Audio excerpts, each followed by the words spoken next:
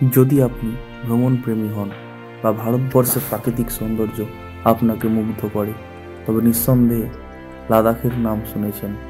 লাদাখ, যাকে land of Lama বা land of high passes বলা হয়, তার রুক্ষ প্রাকৃতিক দৃশ্য, শান্ত পরিবেশ এবং আকাশ ছোঁয়া পাহাড়ের জন্য বিশ্বজুড়ে বিখ্যাত।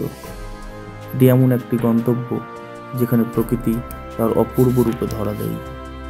যদি আপনিও লাদাখের সৌন্দর্য উপভোগ করতে চান এবং আমার মতো এই প্রাকৃতিক স্থানের সৌন্দর্যে হারিয়ে যেতে চান, তাহলে আপনাকে স্বাগত। এই ভিডিওতে আমি লাদাখ ভ্রমণের সব গুরুত্বপূর্ণ তথ্য শেয়ার করেছি, যা আপনার যাত্রাকে আরও সহজ এবং উপভোগ্য করে তুলবে।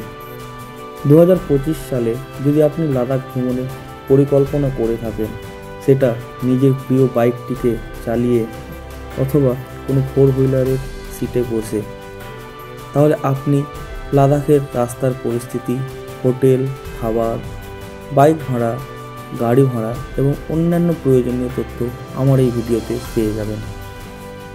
তাই এই ভিডিওটি একদম শেষ পর্যন্ত দেখুন, কারণ এই দুর্গম পথে সফলভাবে ভ্রমণ করার সঠিক তথ্য জানা অত্যন্ত গুরুত্বপূর্ণ।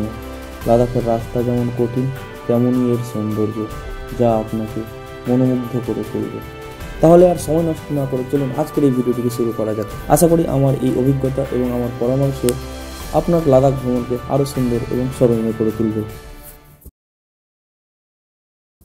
সবার প্রথমে আমরা কোথাও ট্রাভেলের জন্য বেরোলে প্রথমে যেটা প্রয়োজন হয় সেটা হলো ব্যাকপ্যাকিং।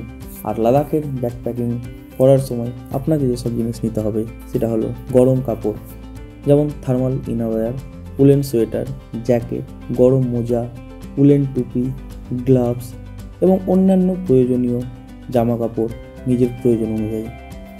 আর আপনার ট্রাভেলটি যদি বাইকের পিঠে চড়ে হয়, তাহলে সবার প্রথমে প্রয়োজন riding gears, riding jacket, riding pant, riding boot, helmet, riding gloves. Ladakh ride অনেক বড় চ্যালেঞ্জ, তাই প্রপার রাইডিং গিয়ার ছাড়া লাদাখ রাইডে যাওয়া একদমই উচিত নয়। ওষুধপত্রের মধ্যে আপনার ফার্স্ট এইড কিট থাকা অবশ্যই প্রয়োজন, এর সাথে ব্যক্তিগত ওষুধ এবং হাই অ্যালটিটিউড ট্রাভেল সিকনেসের প্রয়োজনীয় মেডিসিন।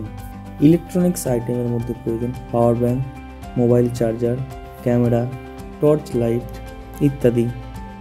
কাগজপত্রের মধ্যে আপনার আইডি প্রুফ, ড্রাইভিং লাইসেন্স, বাইকের যাবতীয় কাগজপত্র এবং অ্যাডিশনাল জিনিস হিসেবে আপনার প্রয়োজন গরম জলের বোতল, energy bar, dry fruits, raincoat, sunscreen, moisturiser, sunglass, dust mask and lip balm এবং কিছু কোল্ড ক্রিম, বডি লোশন। এবং এর সাথে যেটা সবচেয়ে বেশি প্রয়োজন সেটা হলো হ্যান্ড অ্যান্ড ফুট ওয়ার্মার্স। আর এই সব জিনিসই আপনাকে প্যাকিং করতে হবে কোনো ওয়াটারপ্রুফ ব্যাগে, কারণ লাদাখের আবহাওয়া খুবই অপ্রত্যাশিত। এছাড়াও ব্যাকপ্যাকের মধ্যে থাকবে অক্সিজেন ক্যান এবং ম্যাচ বক্স অথবা লাইটার, তবে ম্যাচ বক্সের তুলনায় লাইটারটাই বেশি কার্যকরী। এবং বাইকের সাথে পাঞ্চার কিট এবং টায়ার ইনফ্লেটার রাখতে অবশ্যই ভুলবেন না।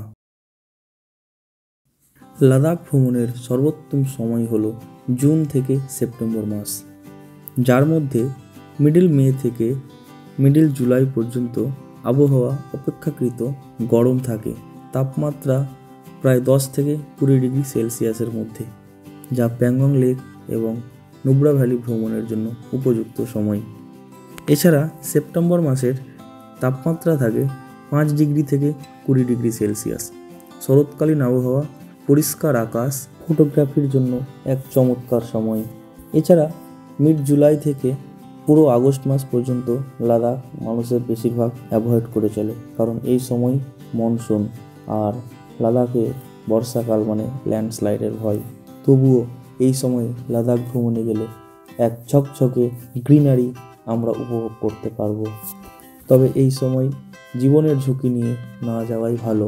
অক্টোবর থেকে ফেব্রুয়ারি এখানে অত্যাধিক ঠান্ডা এবং তুষারপাতের কারণে ভ্রমণ কঠিন হয়ে পড়ে।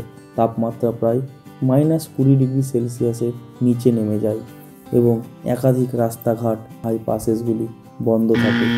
এরপরে আসে রুট ম্যাপ। তো আমরা পশ্চিমবঙ্গের যেখান থেকেই যাই, ধরে নিচ্ছি আমরা চণ্ডীগড় পৌঁছে যাব যে যার এলাকা থেকে। তারপরে চণ্ডীগড় থেকে প্রথম দিন আমরা যাব মানালি। চণ্ডীগড় থেকে এর দূরত্ব হবে প্রায় 270 কিলোমিটার এবং এই 270 কিলোমিটার যেতে আর পাহাড়ের সৌন্দর্য উপভোগ করতে করতে আপনার পুরো দিনটাই লেগে যাবে। সেকেন্ড ডে আমরা মানালি থেকে যাব জিসপা। মানালি থেকে জিসপার দূরত্ব অ্যারাউন্ড 95 কিলোমিটার। আর এই দিন আমরা জিসপাতে একটু খুব ভালোভাবে বিশ্রাম নিয়ে নিব, কারণ পরের দিন আমাদেরকে অনেকটা পথ যেতে হবে এবং 4টি উঁচু পাস আমাদের একদিনে পার করতে হবে। নেক্সট ডে সকাল সকাল উঠে কোনো সময় নষ্ট না করে বেরিয়ে পড়ব লেহের উদ্দেশ্যে। জিসপা থেকে লেহ এর দূরত্ব 330 কিলোমিটার দীর্ঘ পথ। আর এই রাস্তার সৌন্দর্য মনোমুগ্ধকারী এবং আপনার লাদাখ যাত্রাকে পূর্ণতা দেবে। যদি কোনো কারণে এই দিন লেহ পৌঁছানো সম্ভব না হয়ে ওঠে, তাহলে জিসপা থেকে 80 কিলোমিটার পর সারচু বা সারচুর পরে পাং বলে জায়গা আছে। এইসব জায়গায় আপনি সেই দিনের স্টে নিয়ে পরের দিন কন্টিনিউ করতে পারেন। তবে সারচুতে থাকা একটু কষ্টদায়ক হয়, এখানে অক্সিজেন লেভেল খুবই কম। বিশেষ টিপস: বারালাচলা পাসের উচ্চতা প্রায় 16,040 ফুট। মে থেকে সেপ্টেম্বর মাস এই রুটে ভ্রমণের জন্য সবচেয়ে উপযুক্ত। আপনারা যদি এই পথ দিয়ে যান তাহলে প্রস্তুতি এবং প্ল্যানিং যেন নিখুঁত হয়। এই পুরো ভ্রমণের অভিজ্ঞতা আপনি নিজের ক্যামেরায় তুলে রাখতে ভুলবেন না। আর আপনি যদি কাশ্মীর দিয়ে লাদাখ এন্টার করতে চান, তাহলে শ্রীনগর থেকে শুরু করে লেহ পৌঁছানোর রুটে অসাধারণ প্রাকৃতিক সৌন্দর্য, চ্যালেঞ্জিং পাস এবং ইতিহাসে ভরা শহর আপনার অপেক্ষায় রয়েছে। এই রুটের রুট প্ল্যান হবে এই রকম: প্রথম দিন শ্রীনগর থেকে কার্গিল 200 কিলোমিটারের এই পথের প্রাকৃতিক সৌন্দর্য আপনাকে মুগ্ধ করে দেবে, যেখানে আপনাকে পাড়ি দিতে হবে বিখ্যাত জজিলা পাস, যার উচ্চতা 11,575 ফুট। এখানে রাস্তা বেশ চ্যালেঞ্জিং, কিন্তু দৃশ্য এক কথায় অসাধারণ। দ্বিতীয় দিন কার্গিল থেকে লেহ, এর দূরত্ব 200 কিলোমিটার। আর এই যাত্রায় আপনাকে পার হতে হবে ফতুলা টপ, যা বিশ্বের অন্যতম উঁচু মোটরযোগ্য পাস, এবং নামিকালা। এই রুটের বিশেষ টিপস: উচ্চতায় যেতে হলে শ্রীনগরে অন্তত একদিন বিশ্রাম নিন। জজিলা পাস বেশ চ্যালেঞ্জিং, তাই গাড়ির কন্ডিশন ভালো রাখবেন এবং ড্রাইভিংয়ের সময় সতর্ক থাকবেন। জুন থেকে অক্টোবর মাস এই রুটে ভ্রমণের জন্য সবচেয়ে ভালো সময়। বরফ গলতে শুরু করলে এই রুটের সৌন্দর্য আরও বেশি উপভোগ্য হয়ে ওঠে। এবার আসি লাদাখের মোস্ট পপুলার প্লেসেস। তো শুরুতেই আপনি লাদাখের যাবেন লেহতে, এবং লেহের সাইট সিন হিসেবে লেহ প্যালেস, শান্তি স্তূপ, লেহ মার্কেট এইসব জায়গা সাইট সিন হিসেবে রাখেন। যার মধ্যে লেহ প্যালেস, এই প্রাচীন রাজপ্রাসাদটি লেহ শহরের প্রধান আকর্ষণ। এখান থেকে পুরো লেহ শহরের 360 ডিগ্রি ভিউ দেখা যায়। ইতিহাস ও স্থাপত্য প্রেমীদের জন্য এটি একটি অবশ্যই দর্শনীয় স্থান। এবং লেহ থেকে বেরিয়ে খারদুংলা, যা বিশ্বের অন্যতম উঁচু মোটরেবল পাস, এবং খারদুংলা থেকে এক অসাধারণ পাহাড়ি দৃশ্য দেখা যায়। এবং এই রাস্তা অনেক অ্যাডভেঞ্চারে ভরা, যা আপনার ভিডিওগ্রাফি এবং ফটোগ্রাফিকে আরও জমজমাট করে তুলবে। খারদুংলায় কিছুটা সময় কাটিয়ে আমরা যখন নুব্রা ভ্যালি পৌঁছাবো, তো নুব্রা ভ্যালির স্যান্ড ডিউনস এবং এখানকার অনেক রকম অ্যাক্টিভিটি তোমরা এনজয় করতে পারবে। এবং সবচেয়ে ইউনিক যে জিনিসটা, এখানে ডাবল হাম্প ক্যামেলের সাওয়ারি করা হয় স্যান্ড ডিউনসে। লেহ থেকে নুব্রা ভ্যালির দূরত্ব প্রায় 120 কিলোমিটার, এবং সেইখানে রাত্রি যাপনের পর পরের দিন আমরা বেরিয়ে পড়ব তুরতুকের উদ্দেশ্যে। নুব্রা ভ্যালি থেকে তুরতুকের দূরত্ব 100 কিলোমিটার, এবং তুরতুক থেকে আর 5 কিলোমিটার এগিয়ে গেলে আমরা পাবো ইন্ডিয়ার বর্ডার ভিলেজ থাং। থাং ভিলেজটাকে এক্সপ্লোর করার পর সেই দিনই আমরা ফিরে আসব নুব্রা ভ্যালিতে, এবং রাত্রি যাপনের পর পরের দিন বেরিয়ে পড়ব সিয়াচেন বেস ক্যাম্পের উদ্দেশ্যে। নুব্রা ভ্যালি থেকে সিয়াচেন বেস ক্যাম্পের দূরত্ব 110 কিলোমিটার এবং সেইখানে সিয়াচেন বেস ক্যাম্প ঘুরে ফিরে দেখার পর আমরা ফিরে আসব নুব্রা ভ্যালিতে। পরের দিন নুব্রা ভ্যালি থেকে আমরা বেরিয়ে পড়ব প্যাংগং লেক স্পাংমিকের উদ্দেশ্যে, যার দূরত্ব নুব্রা ভ্যালি থেকে 160 কিলোমিটার এবং এই 160 কিলোমিটার রাস্তা প্রচণ্ড খারাপ থাকার কারণে এই 160 কিলোমিটার যেতেই আপনার পুরো দিন লেগে যাবে এবং সন্ধ্যার দিকে প্যাংগং লেক আপনাদেরকে খুব সুন্দর একটা এনার্জেটিক ওয়েলকাম করবে। এই প্যাংগং লেক আমাদের এই ভারতীয় সিনেমা 3 ইডিয়টসের শ্যুটিংয়ের জন্য বিখ্যাত। এর নীল জল এবং চারপাশের পাহাড়ের দৃশ্য আপনাকে এক মনোরম দৃশ্যে সাক্ষী করে রাখবে। তবে প্যাংগং লেকের সবচেয়ে সুন্দর জায়গা স্টে করার জন্য মান এবং মিরা, যদি আপনারা পারেন এবং সময় থাকে তো মান বা মিরাকে এসেও নাইট স্টে করতে পারেন। নেক্সট ডে যদি আপনারা চান তো প্যাংগং লেকে একদিন স্টে নিতে পারেন এবং যদি না হয় তাহলে সেখান থেকে বেরিয়ে পড়ুন হানলের উদ্দেশ্যে। স্পাংমিক থেকে হানলের দূরত্ব প্রায় 160 কিলোমিটার, যার মধ্যে প্রায় 100 কিলোমিটারেরও বেশি রাস্তা আপনাদের অনেক কষ্ট করে পার করতে হবে এবং হানলে পৌঁছানোর পর রাত্রেবেলা আপনারা আমাদের কাছের সবচেয়ে কাছের গ্যালাক্সি মিল্কি ওয়ে গ্যালাক্সি আনন্দ উপভোগ করতে পারেন এবং এই হানলেতেই রয়েছে ইন্ডিয়ান অ্যাস্ট্রোনমিক্যাল অবজারভেটরি, যা পৃথিবীর দ্বিতীয়। পরের দিন ঘুম থেকে উঠে বেরিয়ে পড়ো পৃথিবীর সর্বোচ্চ উচ্চতম মোটরেবল পাস উমলিংলা জয়ের উদ্দেশ্যে। পৃথিবীর ছাদ উমলিংলা, যার উচ্চতা 19,024 ফিট এবং হানলে থেকে এর দূরত্ব প্রায় 80 কিলোমিটার। যদিও দূরত্বটা পুরোপুরি ক্যালকুলেটেড না, কারণ রাস্তা কখন কোন দিক দিয়ে থাকে বলা যায় না। তো প্রথমে উমলিংলা পৌঁছাবেন নুরবোলা টপ হয়ে এবং উমলিংলা থেকে হানলে ফেরার পথে চলে আসুন ফটিলা টপ হয়ে।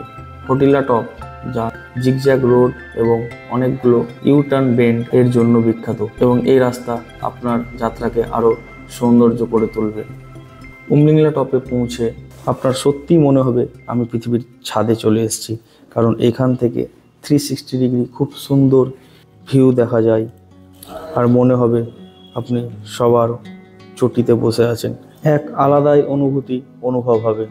পরের দিন সকাল সকাল হানলে থেকে বেরিয়ে আমরা চলে যাব হানলে থেকে 160 কিলোমিটার দূরে অবস্থিত আরও একটি খুব সুন্দর লেক, শো মরিরি লেক।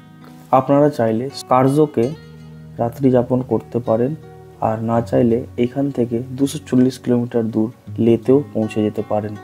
তো লে পৌঁছাতে হলে আপনাদের একটু সকাল সকাল বেরোতে হবে এবং লে পৌঁছতে রাত হতে পারে। লে পৌঁছে লেতে আর এক্সপ্লোর করার মতো কিছু বাকি না থেকে গেলে আপনারা বেরিয়ে যেতে পারেন বাড়ির উদ্দেশ্যে। আর এত কটা দিন বাড়ির বাইরে থাকার পর যখন বাড়ি ফেরার পালা হবে তখন এক আলাদাই আনন্দ মনে আসবে।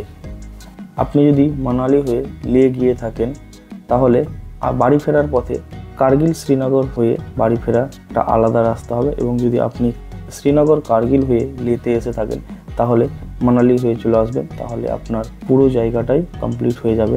এখানে শুধু বাকি থেকে যাবে লাদাখ ট্রিপের জাংস্কার, যেটা আমাদেরও বাকি থেকে গিয়েছে। এবার আসি খরচে। লাদাখ এন্টার করার আগে মানালি বা শ্রীনগরে বসেই তোমরা ইনার লাইন পারমিটটা করে নিতে পারো, যেটা নিজের মোবাইল থেকেই করা যাবে, যার জন্য জন প্রতি 421 টাকা খরচ পড়বে।